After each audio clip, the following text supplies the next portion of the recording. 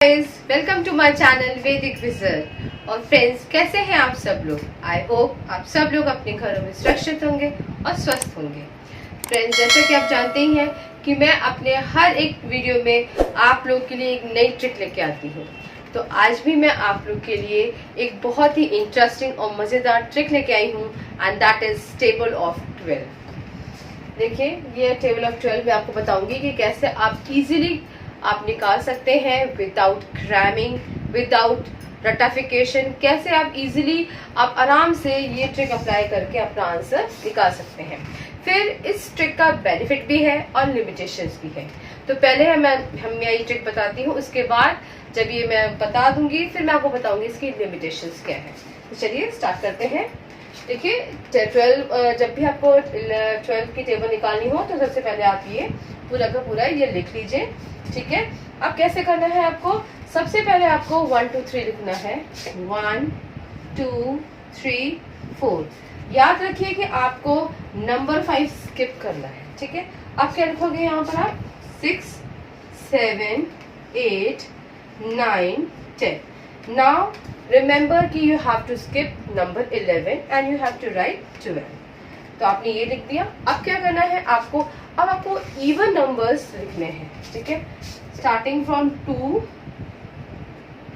4 6 8 0, ठीक है। 2 4 6 8 0। अब इसको इसी को रिपीट कर देना है। That is 2 4 6 8 0। and see you have achieved your table of 12. This is so easy. आप इसको एक दो बार आप इसको दोबारा देखेंगे आप इस वीडियो को, तो आपको समझ में आ जाएगा कि कैसे आपको टेबल ऑफ 12 निकालनी है। ठीक है, इसका बेनिफिट तो है कि आप विदाउट लर्निंग आपका आंसर आ रहा है। लेकिन इसकी शॉर्टकमिंग क्या है? सपोज अगर मैंने आपसे पूछा कि व्हाट इज 12th एग्जाम, ठीक है, तो अब आप 12th एग्जाम पे काम नहीं कर रहे हो।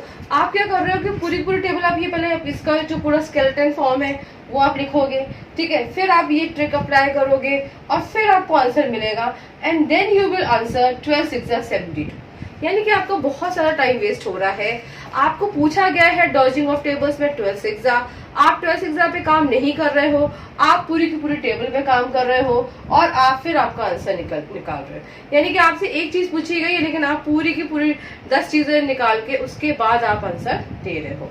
तो ये इसकी लिमिटेशन है, ठीक है। तो अब मैं आपको एक वो मेथड बताऊंगी जो कि वेदा से रिलेटेड है, उसको वैदिक सूत्र, ये ट्रिक होती है, ठीक है। इट इज नॉट यूनिवर्सल, ये एक चीज पे ही अप्लाई कर रहे हैं हम। लेकिन जो अब मैं बताने जा रही हूँ वो वैदिक सूत्र है।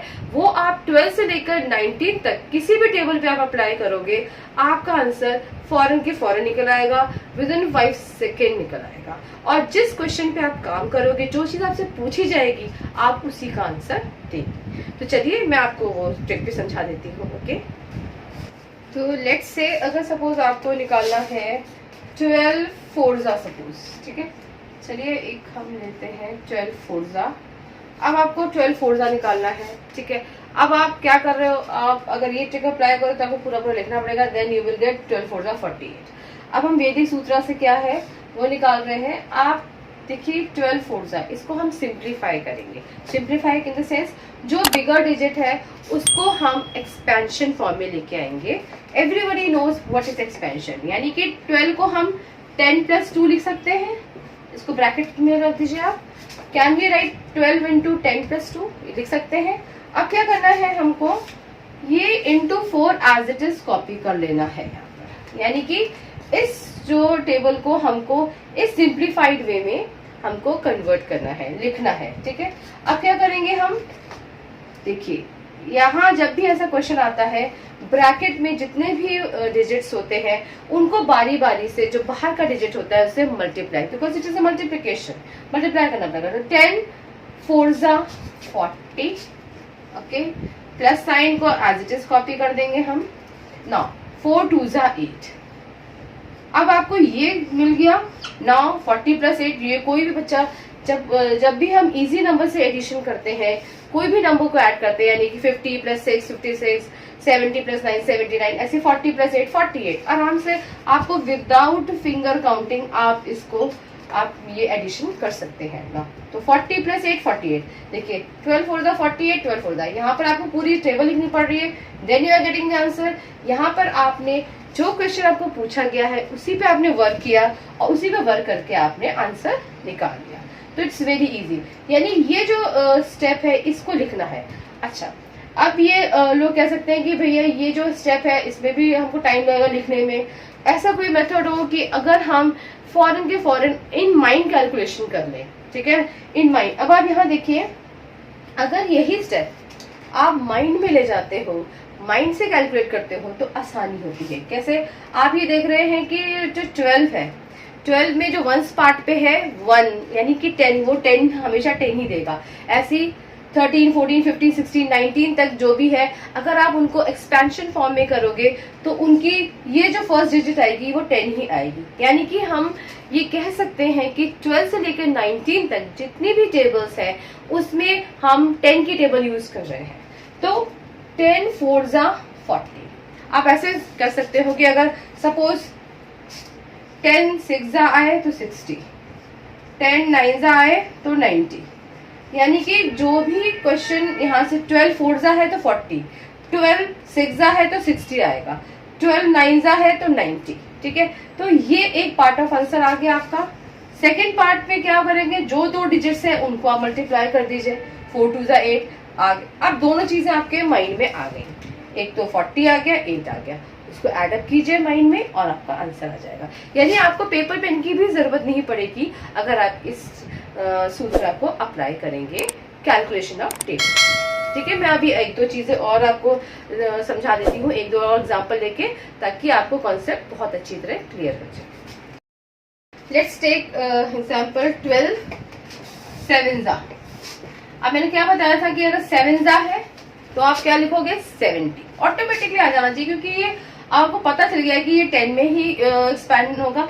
और 10 की टेबल जब 7 से मल्टीप्लाई करोगे 10 7 70। ऐसे ही अगर मैं बोल रही हूँ 12 8 जा तो 80 आना चाहिए, 12 3 जा बोल रही हूँ तो 30, 12 2 जा 20, 12 9 जा 90। तो एक पार्ट ऑफ आंसर आ गया आपका। अब क्या करना है, सेकेंड पार्ट में वर्क करना है, 2 और 7 को मल्टीप्लाई करना है, बहुत इजी है, 2 7 जा 14। ना उनका एडिशन और भी इजी है, दैट इज 84। अब मैं एक क्वेश्चन लेती हूँ 12 9 जा। ठीक है, 9 जा है, 9 जा, इसका मतलब फर्स्ट पार्ट ऑफ आंसर क्या होगा 90। सेकेंड पार्ट में क्या है, आपको इन दोनों को मल्टीप्लाई करना है 9, क्योंकि इसका काम तो खत्म हो गया, आ गया आंसर। 2 9 जा 18, इनको प्लस कर देना है, and 90 plus 18 is 108। It is so simple. अगर आप इस तरह से आप अपना टेबल्स लर्न मतलब अचीव करेंगे तो आप देखेंगे कि आपको लर्निंग की भी जरूरत नहीं है, क्रैमिंग की जरूरत नहीं है। एक बार क्या होता है, बच्चे रट लेते हैं, फिर उनको लगता है कि अरे 1-2 महीने बाद मुझसे पूछा जाएगा तो मैं आंसर नहीं कर पाऊंगा, मैं स्किप हो जाता है माइंड से, क्योंकि जो चीज रटी जाती है वो एक पॉइंट ऑफ टाइम पे निकल जाती है। अगर उसको हम प्रैक्टिस नहीं करेंगे तो वो नेचुरली आपके माइंड से स्लिप आउट हो जाएगा। लेकिन अगर हम एक बार कॉन्सेप्ट समझ लेंगे कि भाई ये कॉन्सेप्ट लगना है, इस कॉन्सेप्ट से हम 12 से लेकर 19 तक टेबल्स हम अपना निकाल सकते हैं, तो बच्चा कभी भी गलती नहीं करेगा, कभी उसको क्रैमिंग की जरूरत नहीं पड़ेगी, क्योंकि उसको कॉन्फिडेंस होगा कि जैसे ही उससे कोई क्वेश्चन पूछा जाएगा वो उस क्वेश्चन पे काम करना शुरू करेगा और अपना आंसर निकाल देगा। ठीक है, आई होप आज का वीडियो भी आपको अच्छा लगा हो।